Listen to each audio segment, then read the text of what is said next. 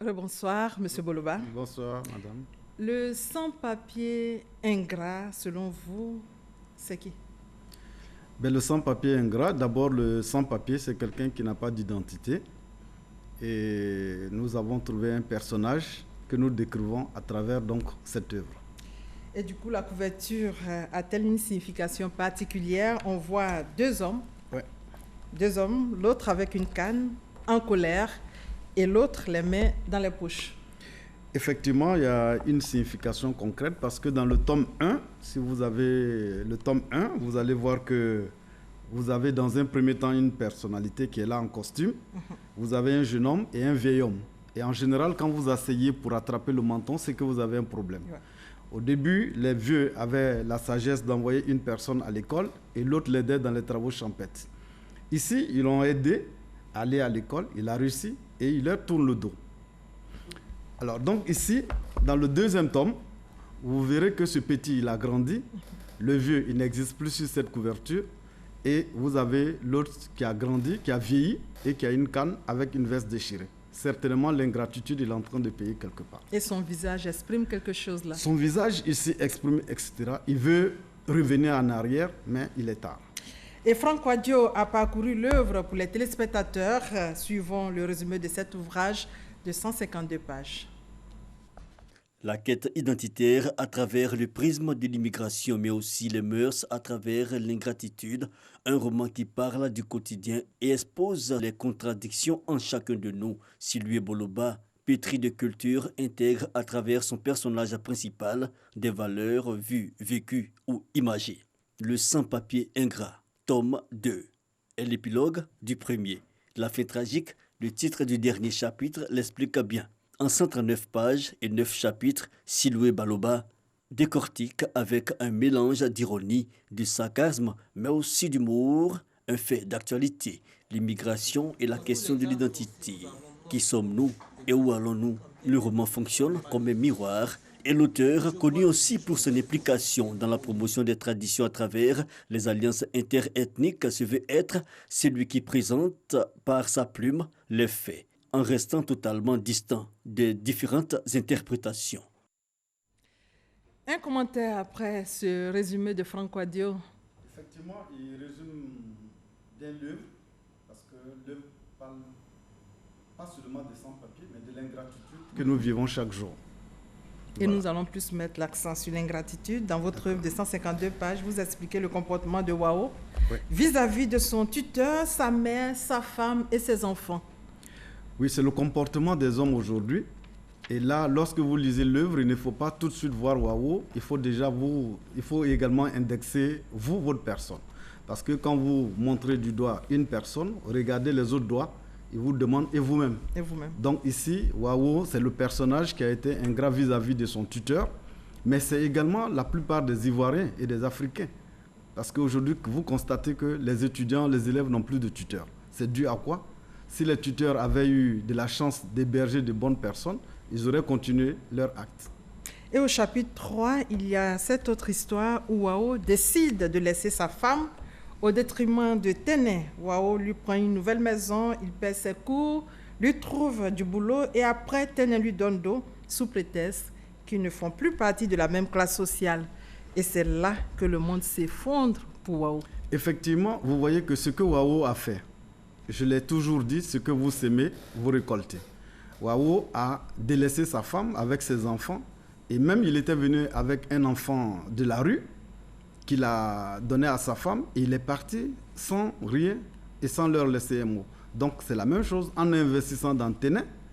Téné également va lui tourner le dos un jour parce que les deux n'avaient pas les mêmes objectifs. Wao, lui, il visait un amour sincère avec Téné, mais Téné, elle visait la réussite sociale. Et dès qu'elle a reçu, il n'y avait plus le même plumage. Et la première femme de Wao? Elle est restée digne. Ouais. Et il y a une chanson Sénéfo qui dit, lorsque vous avez des enfants dans votre cour, il faut les prendre au même niveau d'égalité parce que vous ne savez pas lequel vous enterrera. Et vous restez souvent dans le foyer par rapport aux enfants? Oui, effectivement, c'est pourquoi vous voyez... Vous acceptez tout par rapport à vos enfants? Oui, effectivement, parce que l'amour, au-delà de l'amour, il y a la vie de vos enfants et vous-même, votre retraite. Si vous n'avez pas des enfants bien éduqués, etc., ben également, vous allez vivre la retraite difficilement. Et avec ce comportement, il y a eu la descente aux enfers. Et c'est à la page 119.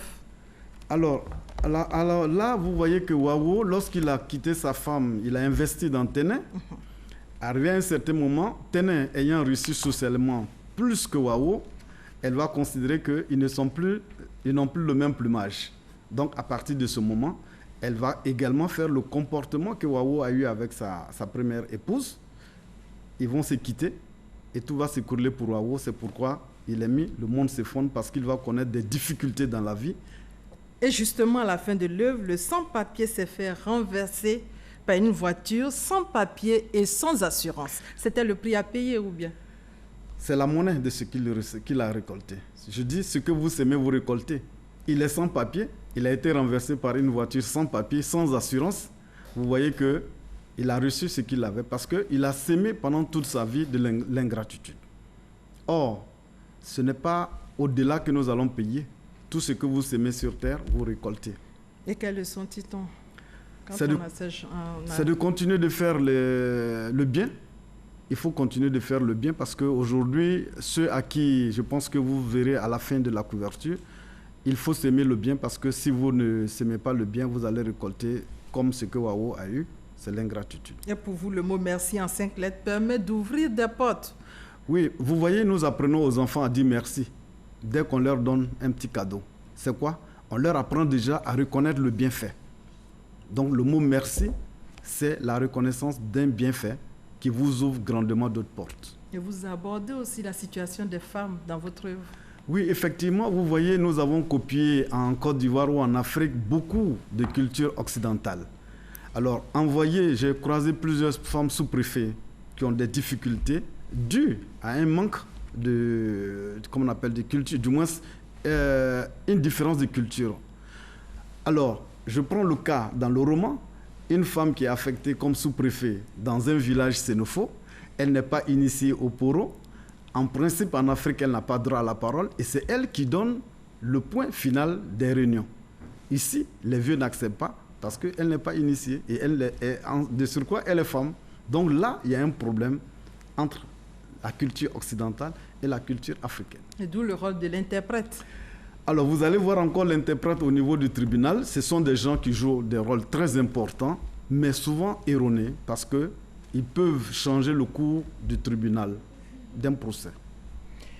Le père biologique, c'est à la page 37. Ce père qui a eu toute une attitude. Oui. Alors, si vous lisez le tome 1, vous allez voir que ce monsieur, il avait aimé sa femme. Malheureusement, il y a eu le mariage forcé. Il n'a pas pu aller au bout de son amour. Et à la fin, au décès de l'époux de cette dame, il revient pour renouer les relations avec cette dernière. Mais ce n'est pas le même mariage. Le mariage africain, quand vous vous mariez, c'est l'homme et la famille que vous mariez. Donc ici, même si l'époux est décédé, mais la femme reste toujours attachée à la famille. Donc elle ne peut pas se marier avec son ancien amant et il ne peut donc pas reconnaître l'enfant qu'il a eu avec cette femme. Votre message pour terminer. Alors, le message que je voudrais lancer, c'est que les gens puissent reconnaître le bienfait et surtout que chaque Ivoirien pense à un moment donné qu'il a eu pour tuteur un nordiste, un sudiste, quelqu'un de l'Ouest et par conséquent, on doit s'aimer la paix autour de nous parce que nous sommes passés partout et nous continuons de passer partout. Merci, M. Boloba. Votre œuvre enseigne beaucoup de valeurs. On retient que le bienfait ne se récolte pas forcément là où il est semé. Plus l'homme à qui nous rendons le bien oublie, Dieu toujours s'en souvient. Merci pour votre contribution ce soir. Merci beaucoup. Et c'est la fin de ce 20h. Merci de votre fidélité. Pas de JT de 23h en raison du Mauloud. Merci et bonne soirée à tous.